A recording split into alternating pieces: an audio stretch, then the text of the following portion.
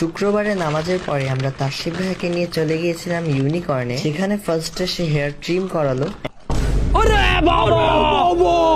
And এরপর সে hot oil ম্যাসাজটা নিল, যেটা চুলের জন্য খুবই উপকারী। এরপর তাশরিফ ভাইয়া গোল্ড হাইড্রো ফেসিয়ালটা নিল, যেটার পর তাশরিফ ভাইকে একদমই অন্যরকম লাগছিল। আর তুলি লই যাই, এটা কি দেখলাম ভিডিও? তাসফিয়া সুলতানা,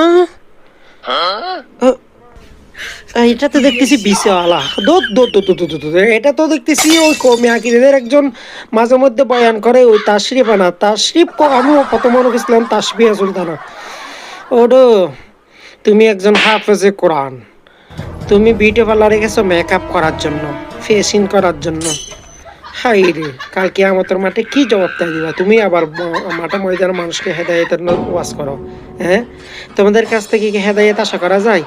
তোমরা যারা বলৎকারী করো, তোমরা যারা বিয়ে করার সময় আবার ফেসিং শোষণ করো, তুমি তো সুন্দর, আরো সুন্দর হতে চাও তো একটু ফুটকি তো সুন্দর করে নিয়ে, ফুটকিগুলো একটু পরিষ্কার করে নিয়ে বিট ক্রিম মেরে।